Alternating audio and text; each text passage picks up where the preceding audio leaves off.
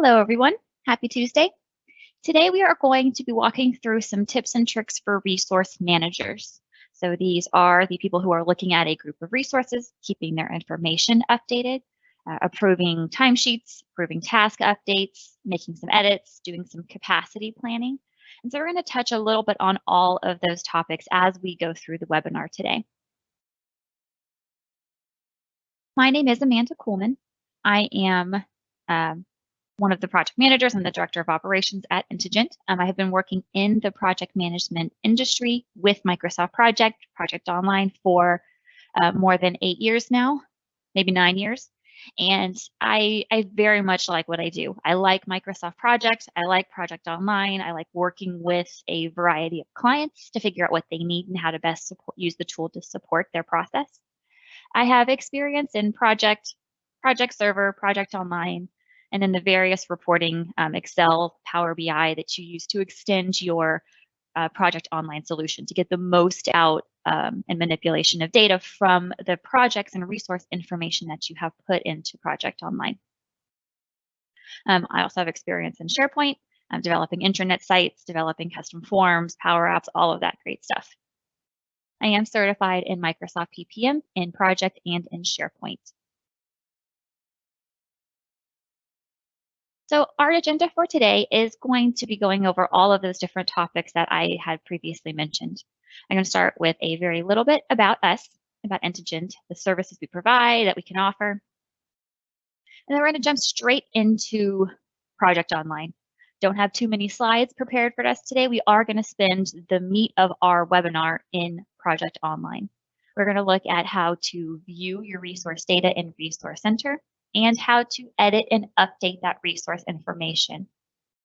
We're going to look at your Approval Center. How do you see task updates that were submitted by your team members? How do you look at timesheets? And what are the different actions that you can take to see the impacts of those updates across your plan? To see admin time that requires your approval, such as vacation. We're going to look at your approval history section, where you can see a log of every approval that you have submitted and a history of when that took place, along with the resource and all of that. We're going to look a little bit at delegation, how you can set up a delegate session to work on behalf of another user. And finally, we're going to take some time to look at the capacity planning views. That is a little bit of time permitting if we do have some time to go through that at a high level, but looking at that capacity planning and assignments, resource assignment section. And then we're going to wrap up with a conclusion where I will show you the upcoming new webinars that we have on our schedule. Integet is a gold partner. We are a gold partner in project and portfolio management, as well as cloud productivity. And we provide a variety of services that are Microsoft technology focused. We work on Microsoft project scheduling best practices, whether that is just in a local version of project, just on your computer, that's the only place it lives. Some training and some best practices for that. Or if you're working in an enterprise environment, Project Online, Project Server, how to look at your individual projects and a portfolio of projects and resources and how they all work together. What are you going to get by working in an enterprise environment? We provide training for Project Online, Project for the Web, and business intelligence, such as reporting with Excel or Power BI. We develop those reports for many of our clients based on their very specific reporting needs, whether that's for finance, whether that is for an executive, a VP, whether that is to somebody who's looking to make a business decision on what projects your team can or cannot handle at the time. We have individual just question and answer support for your specific projects. I have gotten a lot of projects sent to me directly, just an attached project file for support, and says, whenever I put in 8 hours of work, it changes the duration. Why is it doing that? I don't want it to do that. So really just those questions about your day-to-day projects that you have to manage and how we can help really make that a streamlined process by offering you suggestions, walking through scenarios, whatever is going to work best for you and your projects and your project management style. And then finally, SharePoint consulting. whether this is lists and forms, whether it's an entire intranet build, whether it is using forms to with the Power Automate backend for a list, all the different ways that SharePoint is connected and connecting people with teams, all of that. We do consulting and support for that as well.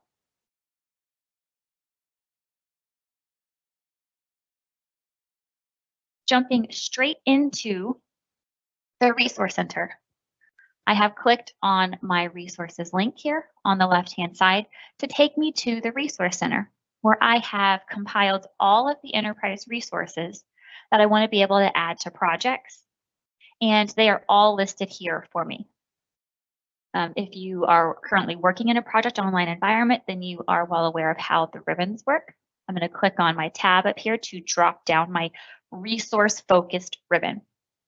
I can do different views here. As an admin, you can have an admin update the different views here. You can see we've built in some new views. We've built in some cost resources.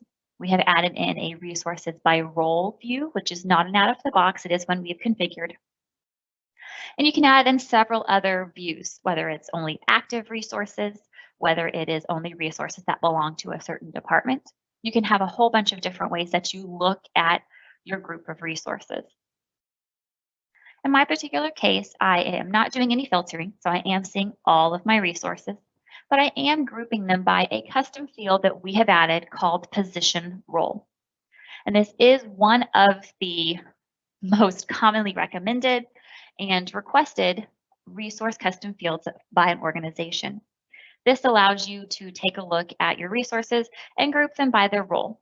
And also, understanding not everybody does just one role. They may fill multiple roles depending on the project. Usually I like to call this their primary role. What do they do primarily? If I am going to go look for Daniel, where am I going to go to try to find him? Because using custom fields is all about making your life easier. I want to go and I want to easily be able to find Daniel. Well, most of the time he's an accountant. So I'm going to list him under accountant. I don't need to go hunting for him, for his information. I know right where it's going to be. You can also use your outline level here, just like you do with Project Center, to if you need to collapse by anything that you have grouped by, or going back to all levels to expand. Your enterprise resource pool can be populated in two different ways. One of them is manually, where you will come in here, you're going to add resources by clicking on your new button. You're going to type in a name, or if it will be a user who is logging in, you will associate it with the user account and type in their logon, their email address for how they access Project Online, the portal.office.com to get to all of their apps. Or if you're creating generic resources, for example, then you can create them here as a work type because they require work to complete their tasks, and make them a generic resource, such as a placeholder, an accountant, a developer, something like that where it is not a true named person, but it's a role that you need to plan for. I know that I'm going to need a developer on this project, but I don't exactly know who that's going to be just yet. I'm still in the planning stages of my project. And that is where your generic resources are going to be primarily helpful and used for planning.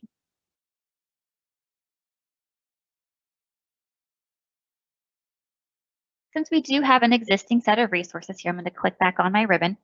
I can see I do have at least one checked. One of the biggest recommendations that I will make for you if you are working in the Resource Center is to check this box up here at the top that says Selected Resources. And that will open up a pane on the right-hand side to show you a list of all of the resources that are currently checked. If I was to come in here and try to make some resource changes, I only see I have Daniel selected. So if I was to go and make some updates, then I might accidentally update somebody that I didn't mean to. So this panel over here shows me, well, if I scroll down a little bit, oh, look, I have Alex checked. I have some other people checked. And it really helps give me that visual of whose resource data will I be changing? Will I be updating? And this is just a toggle on or off. I almost always have mine on. So if you see me in a future webinar and I do not have that on, then please let me know. And so I can see here that I have 4 different people selected.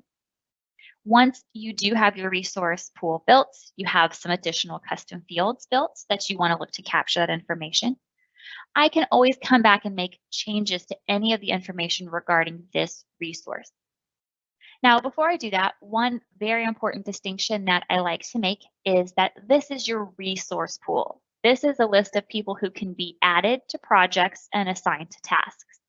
This does not necessarily mean or guarantee that these resources are also users with the permissions and the licenses to log in. They are not the same thing. They can be. A resource can be a user, and a user can be a resource, but they are not synonymous. They are not always going to be the same thing. So making sure that if you do have resources that will also be users, that you set them up correctly. You don't have one that's a user and one that's a resource that isn't really linked together. So in this case, this resource named Daniel Shackelford, I need to make some updates to some resource information about him. There are a couple of different ways that I can make those updates. One of them is by clicking on this edit button up here. And if you do hover over it, it does give you a tooltip, as with all the icons in Project Online, that lets me know that it is going to edit for this selected resource. And this edit button, even if I have multiple, will go through them one at a time in alphabetical order. So I'm looking at Alex, and if I scroll down here, I can make updates to any of his assignment attributes, to his standard rate, to his booking type, to his calendar. Or if I scroll down, I can look at his resource departments, his position role, or any other custom fields that you have built in your environment. If I scroll down some more, if he's assigned to a team, I can make any of those changes right here just by clicking on the box to bring down all of the values and all of the options and making the change. I can come up here and I can say I want to save and continue if I'm ready to move on to the next resource to make updates, or I can continue without saving. Perhaps I just want to come in here and I want to see what this. I want to see what the standard rate is currently set at, but I'm not ready to make any changes to him just yet. I can go ahead and continue without saving, and it will cycle you through all of the resources that you have selected one at a time. I'm going to go ahead and cancel those remaining. One feature that I do particularly like here is that if there are custom fields, timesheet manager, for example, that all of these resources have in common, I can bulk edit them, which means that I'm going to be editing multiple resources at one time. Not all of the fields are able to be edited as a bulk edit. In fact, a lot of the assignment attributes like standard rate, percent max units, those cannot be updated at the bulk level. But ones like Timesheet Manager can be. So I can come and I can see I am bulk editing all of these resources. This does list all of them there so that you can, again, confirm before you make any final changes. If I want to make a change to the Timesheet Manager, I can choose the checkbox here and then browse and find who is going to be the Timesheet Manager for all of these resources. Or if I scroll down, I can see that there are some default or built-in custom fields, department, or any resource custom fields that you have configured in your environment. Those can be added. I will tell you a little bit of funky behavior in this bulk edit screen. Some of them, if you select an item here, will automatically check this apply changes box, so you do not have to worry about it. However, not all of them do that. This one up here, for example, Timesheet Manager, I have found to be a little bit quirky, and it does not check that apply changes box. So if I was to click save here, it actually won't apply this update to all of those resources.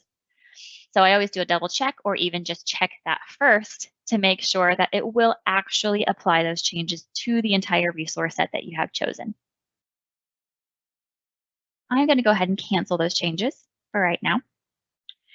The final way that I have found to be very helpful in updating your resource information is actually in Project Professional.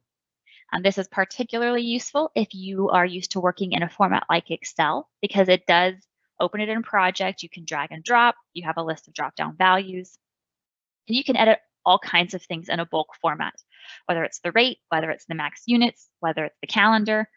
All of that you can update in Project Professional.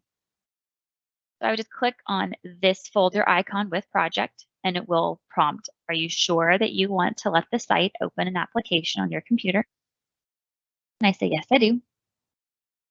So I'm going to go ahead and open that up and it will show you have checked out enterprise resources up here at the top. You are working with live enterprise data. And here I can see all 4 of those resources I have selected, and I can update the max units, I can update the standard rate, I can add in any custom fields that I have, such as position role, and I can choose the drop down to make a change here on them as well.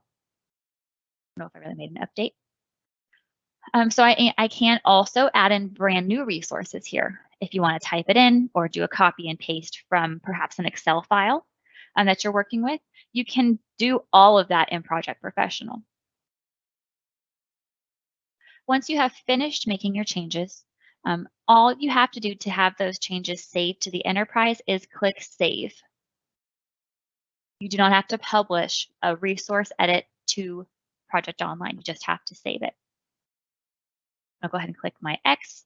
And since I did save, I don't have to do anything else. If I had not saved it yet, it would prompt me. Would you like to save the changes to the resources that you have just made? In which case, hopefully you would click yes. And then you will be able to come back here. All you would need to do is do a quick refresh of your screen. I'm going to go ahead and hit F5. And you'll see whatever changes that you made take place pretty instantly. There's not a whole lot of delay.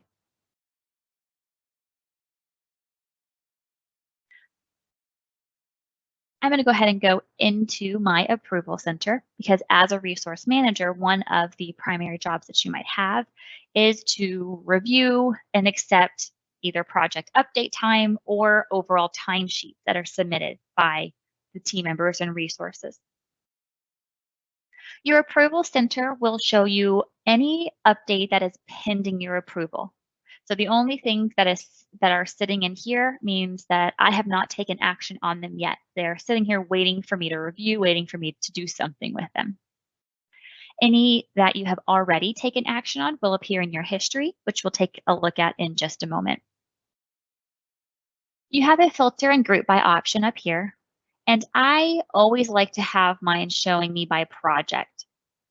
This allows me to come in and say, these are going to be all of my status updates for my content filtering project. These are all of the status updates for my payroll system upgrades project. And I can really focus on just one project at a time. I don't have to worry about hunting and finding, based on resource, based on something else. This really helps in the way that I manage my projects, my focus on one project at a time. I have this one here with a blank project name. And if I go ahead and expand that, it's because these have a different type of approval. Based on what is submitted to you, the approval type will be different. These status updates here are going to be submitted to you for individual task updates. This task on this project had an update, time was charged to it, and that's considered a status update. Your team members and resources are submitting status to you. The person whose approval center that comes to is whoever is listed on the task as the status manager. I have a project open here, my apparel project, and I can add in the column if I ever need to see who is listed as the status manager. I'm going to add a column, add in status manager, and here I can see that for all of these tasks up here, if any time is charged to determine project scope, it will come to my queue for approvals. I will be the one responsible for reviewing it and approving it so it comes back into my project schedule as actual work.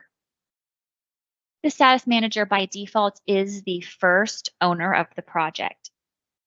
And the reason that's very important is because a lot of times you will or you may inherit a project from another project manager. Perhaps the project was given to you, the other project manager left, but you are now handed a in-progress schedule that you have to, from this point forward, update. A couple of other updates that I recommend that you make are on a tips and tricks for project managers webinar that I have for that particular scenario. But when it comes to getting task updates, if you do inherit a schedule from somebody else who was the owner before, coming in and changing the status manager to be yourself is going to be very important because otherwise those approvals are going to be sent to whoever was listed as the status manager. And you will not see any of those updates until you change it and publish the project. And you can change that on a task by task basis, or you can do just like Excel, hover in that bottom right-hand corner and do a drag and drop. If I choose the drop down here, you'll see that I have 2 different people listed here, which means you can have more than one status manager on your project. It can be a very task by task focused kind of approval. I've seen that set up a couple of times. Usually there is only one status manager for a project. I will say for the majority, it is just one person. But if you do have a project that maybe has different point people to making sure the hours stay on track, perhaps you have an engineering department, a project production department, and then a shipping department. All 3 of those are responsible for their own unique part of the project, making sure hours stay on track, timeline stays on track. As you can see down here, I have myself listed as the status manager for these sections of work, for design, for analysis. But once we get down here to identify target areas, we have Daniel Bell listed as the status manager, which means any updates submitted on this particular task by the resources will not come to me. They're going to come to Dan for approval, for review and approval. And you can have a blend of them as you go through your project schedule. So any status updates that land here are tasks that I am listed as the status manager for. I can come here and there are 2 different sides to my screen. The left side is overall time about that task update. It belongs to my payroll project. I have 2 different status updates. It gives me the task name. And if I do click on the task name, it does give you a brief history of updates pending, any overtime work that was charged, any actual work with the date that was charged, and then when it was submitted. And it will keep that running history as more time is charged to it over the course of weeks or months. I can see that it is a task update. I can see who is the resource that submitted that to me. So these are both updates submitted by Bob Johnson. I can see when those updates were sent, the start and finish dates, again, of each task, since these are task updates. And you'll notice I have some numbers listed over here in red. And any numbers in red are ones that are changed by the team member themselves. They updated the total number of work, for example. Depending on your configuration, your team members may also be able to update the remaining work, and in which case these numbers could be red if your team members made a change. For example, you have allocated 20 hours of time for Bob for your task. He has worked all of that 20 hours this week, but he needs more time. He can indicate that on his task or timesheet page by putting in his actual hours, his 20. But for that remaining work for that task, he can say he needs 10 more hours and updating that in his own timesheet himself, and then submitting that for your review. If that was the case, then those 10 hours that he updated in the remaining work column will flow through here to you as the status manager. And so you will see that he has made a change to the remaining work. I move my divider bar over. This is a time-phased section over here that is determined by setting your date range up at the top. So this is going from, it's the end of October, just a couple of days. And so there must be no updates in the previous month, beginning of the month. But here it'll show you that 2 hours were charged on the 28th, 2 hours were charged on the 29th. I'll scroll back over here. There are a couple of updates you might see here. Some are new task request, if you allow your team members to add tasks, a task reassignment, and deleting a task. So depending on what your team member has done, you could see a couple of other approval types here other than status update. If I want to go ahead and check both of those, I can do a bulk approval. I could go ahead and hit that accept button and it'll fall off my pending approval section because now I've taken action on it. It's not waiting on me for anything. So I can do that at the bulk level, an accept or reject. I will give one kind of word of caution about using the reject button. The rejections in Project Online are difficult to find and they're difficult to see. by the team members. They really have to go hunting to find that you have rejected either their status update or their timesheet. It doesn't give them an email notification. It doesn't give them alert that their time was rejected. And usually for that reason, if you do feel that you need to reject time from your team members, I recommend you send them a note, kind of taking it outside of the tool and say, I saw you charged 8 hours for this task. Did you mean to do that? Should it be long somewhere else? And having them recall their timesheet and resubmit it to you with the correct time. That'll make it a little bit easier for your process and making sure that everything in here flows through, because that rejected time does not ever make its way to the project schedule, but it also doesn't alert that team member that they've made an error. So it causes a little bit of discrepancies in what you see. So if I am ready, I can go ahead and accept that time. If I need a little bit more information, for example, I want to see what is going to happen to my duration, to my schedule if I do accept this time, then I can go ahead and click on Preview Updates. So I'll click on Preview Updates right here. And this, as it shows you here, says that this is what the plan will look like if you accept the selected task result requests. So it gives me a kind of a layout of my entire project schedule, starting at the very top, scroll down, and we'll start to get to this section down here in yellow, which are tasks that will be affected if I approve the status updates. The ones in white, no change. Nothing about that's going to be affected. My tasks that have a hyperlink are the ones that had status updates submitted to them, which are these two tasks, which we just saw in our approvals. And then anything in yellow is going to feel that ripple effect of what happened if you do accept this time. This table over here gives you a couple of previous and current comparisons. Your previous duration for all of these tasks will fall in this column, and then your new duration will fall in this column, what it will be if you accept that time. Same with your start date. Here is what it was. For example, this task here was scheduled to start actually last year on March 5th of 2020, and now it's scheduled to start on March 1st of 2021. So we'll give you that side by side. Same for your finish date, same for your percent complete, and then you have your work column over here. Scroll to task. And then on the right-hand side, you will get your Gantt chart. I'm going to scroll up a little bit because ours are off by quite a bit. Here you'll see that there are two bars. Your blue line is what your project will be, and your gray is what it was previously. So if we scroll down here, since our project is very, very off track, all of my gray bars fall in 2020. And then if I scroll forwards a little bit to 2021, there are my blue bars. Here's what my Gantt chart will show me. The preview updates does open up in a brand new window, so you don't have to hit the back button. In fact, you can't. So I can go ahead and close that. And then if I am ready to go ahead and accept that time, I can go ahead and just click on this accept button right here. It will confirm approval. You can type an optional comment here if you would like to. And then go ahead and click OK to confirm your approval. And once you've done that, you'll see it does fall off of your list here because it's no longer pending. I have another status update. I can make another review of the data and see what's going on.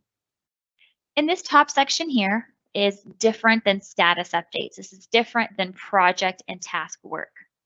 Timesheet approvals here are showing you an overall look of where your resource worked. But this is irrelevant to the project work, almost.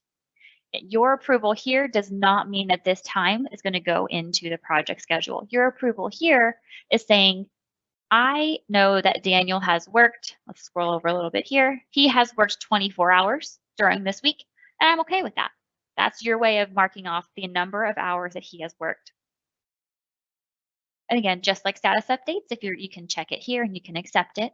Or again, if you would like more information, you want to dig a little bit deeper, you can actually click onto the name of the task right here, and it will show you what Daniel's timesheet looks like, exactly as he entered his time. So it'll show you if he has booked any admin time. Let me move my divider bar over here a little bit. And then if I scroll here, I can see what projects, what tasks that he charged time to. So you can get a real good in-depth look at exactly what tasks, what projects did he charge to, along with an overall look up here at the top for the amount for this reporting period, which is 1 week. I can go ahead and approve that time from here if I would like to. I would approve it just the same as it would from the approval center. Or I can click back on the approval center to take me back to show me all of my pending updates. We do have an administrative line item here for vacation, which also requires timesheet manager approval individually.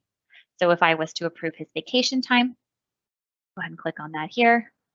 Take me back to his timesheet as well. I can see that he has booked vacation for March 4th and March 5th. And so I can decide again if I would like to move back to approval center, if I want to approve that admin time. Once you have taken action on all of the approvals here, typically there is a process in place where, for example, the team members, the resources, submit their time by the end of the day on Friday. And this is the one I see most common.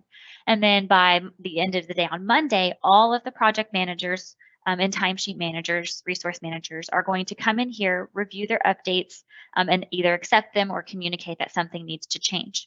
That way, when you get to Tuesday and Wednesday, you have an accurate picture of your project. If you need to do status reporting on Wednesdays, for example, your project is now up to date. It gives you time to update your schedule if you need to for future work, for forecasting.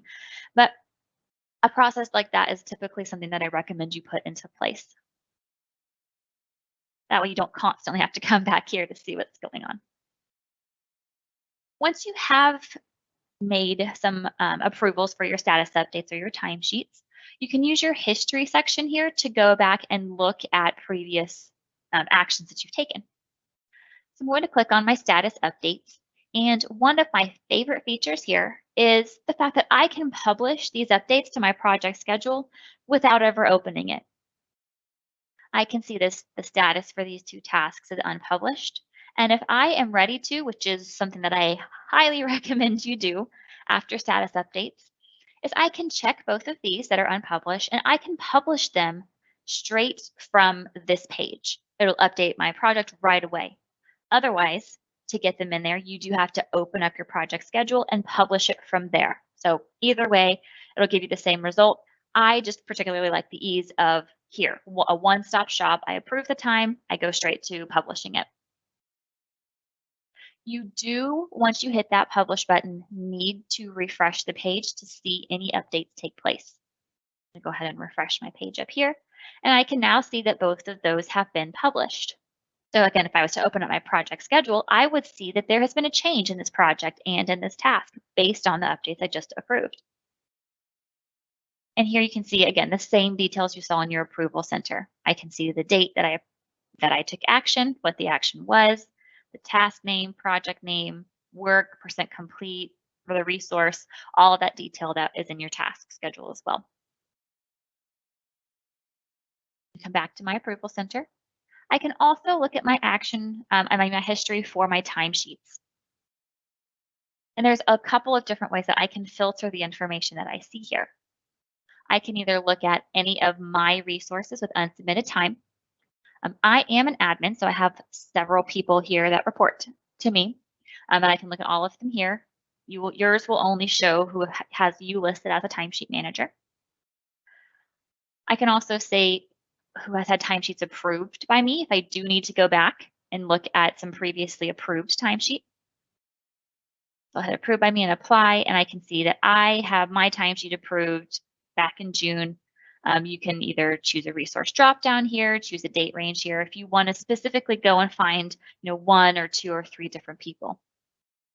This is a particularly useful tool if you have an internal audit, you have some compliance that you have to make sure that is in line. This is good for being able to quickly and easily find those timesheets with an overall number of hours that you've approved.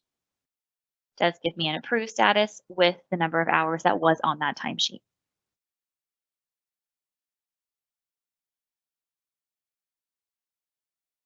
Come back to my approval center here.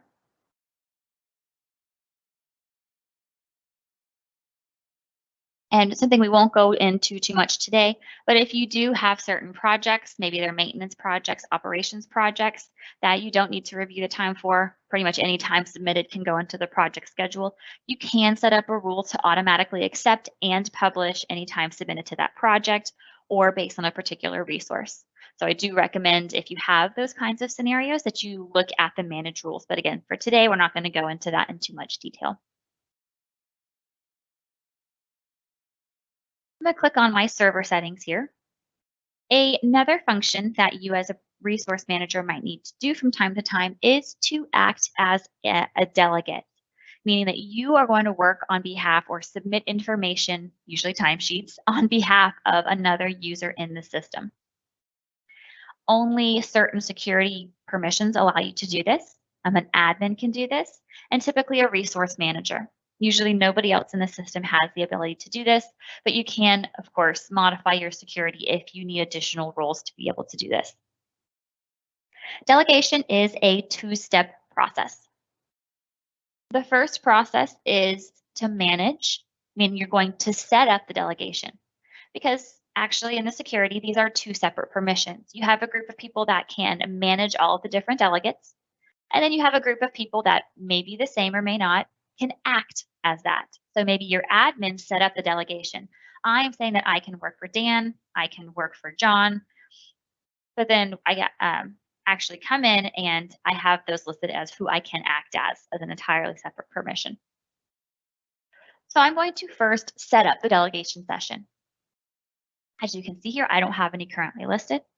So what I need to do is to create that delegate session. So I'm going to click on New.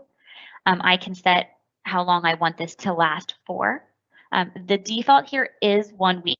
So usually if it's going to be any longer than that, I just update to go out another full year. And then you're going to set the delegate, and this is the person who will work on behalf of somebody else. So in most cases, when I'm setting this up, this is myself because I am going to do something for somebody else. I'm going to choose myself. And everybody in this list here are users that have permissions to delegate. So you'll see here, if you are ever just curious about who can do this and you can manage delegation, you can come and see who could do that if they wanted to. So I am going to work on behalf of, and here is where you're going to choose the user that you are going to take some action in the system for. And in this case, I'm going to choose Daniel Shackelford. He seems to be our prime example for today. And then I'm going to go ahead and save that session. And once I do that, it will show up in my Manage Delegate section. I am working on behalf of Daniel.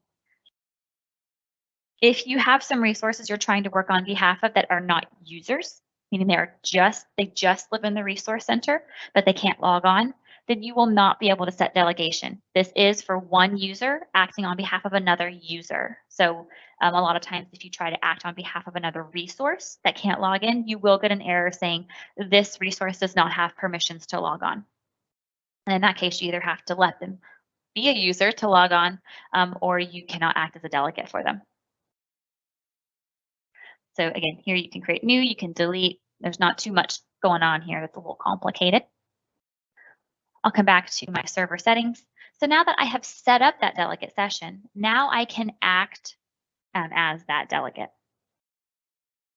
And when you come to act, you'll see I can't create new ones here, which is why it is that two-step process.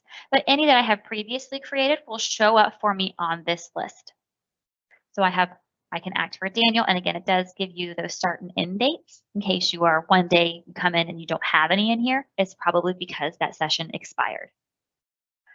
To act, I can click on this gray bar here, the bar here to select it, and then choose Start Delegate Session. And what this will do is it will show me Project Online through the eyes of Daniel Shackelford. So it gives me this yellow bar up here that will follow you throughout every part of the tool that you click on.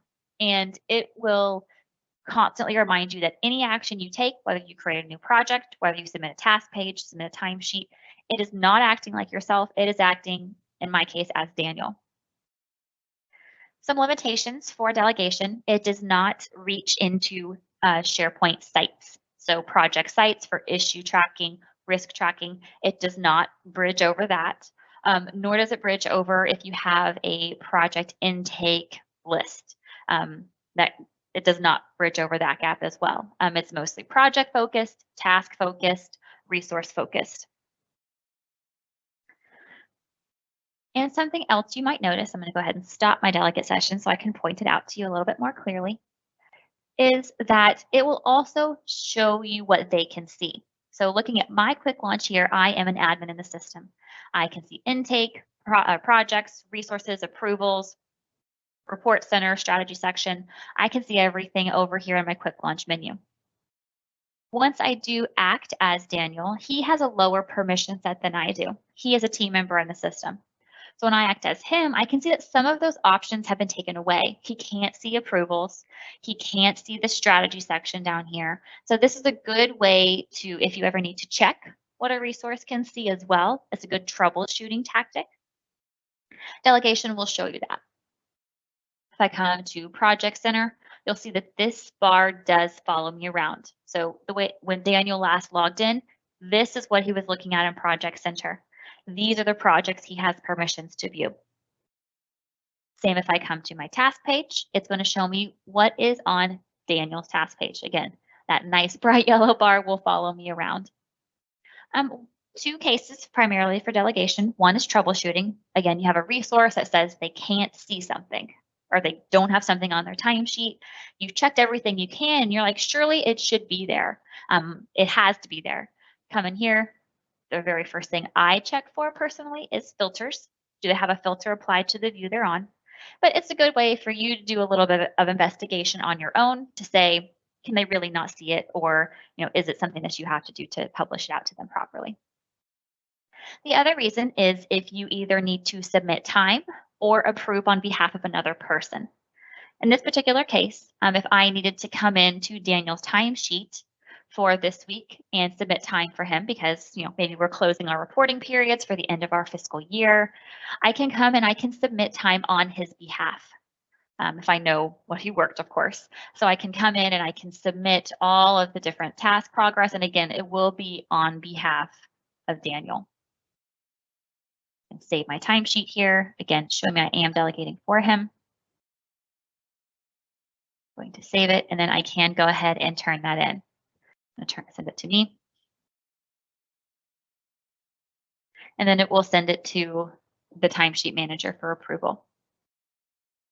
To end your delegation, when you finish navigating however you need to, I always recommend ending it before you even close the browser. That way, the next time you log in, you don't have to worry about or see that delegation. You just go ahead and wrap it up whenever you're done with your session. I'm going to go ahead and click here to manage delegation. And it'll bring me back to this section here. And I will stop my delegate session. One kind of quirky thing is if you are in the PWA settings when you're working as a delegate and you click on this manage delegation, it does not take you anywhere. It's not going to take you back to that screen to stop. What you do have to click on then here is act as a delegate. I am not exactly sure why that happens, but you can click on it as many times as you want and it will not take you there. So if you click on act as delegate, you can then stop the delegation session.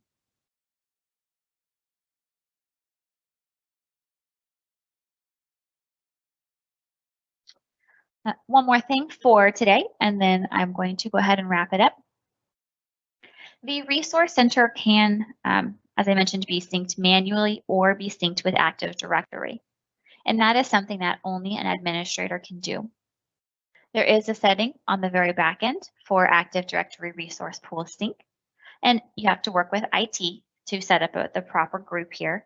But here is where you're going to pull in what security group in your O365 directory is going to sync and populate your resource pool.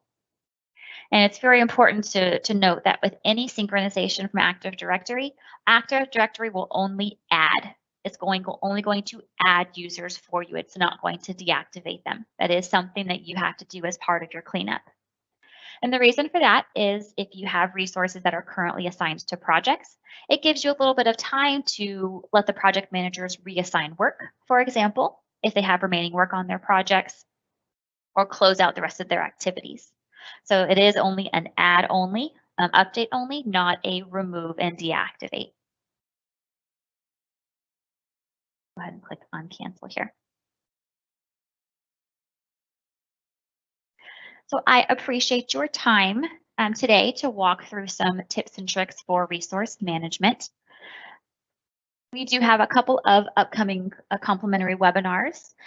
These are primarily going to be walking through just some basic functionality. We have project ideation. If you have a SharePoint list established to capture requests, ideas, intake, whatever your organization calls it, we're going to do a 30-minute walkthrough of how to set that up, why to use it instead of creating projects inside Project Online. And then we're going to look at portfolio analysis. Do you have business drivers that your projects need to align with? Do you have resource constraints, cost constraints that you want to run through a very objective portfolio analysis scenario? Portfolio analysis will tell you what projects, based on the criteria we will set up, that you should or shouldn't do with the constraints that you have, as we all do as part of our business.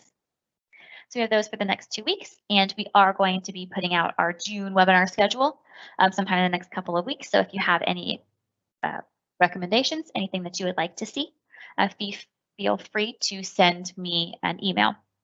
I appreciate you attending our webinar today. If you have any follow-up questions, you can email me directly at amanda.coleman@integent.com or email our main line at info@integent.com. Thank you all. Have a great day.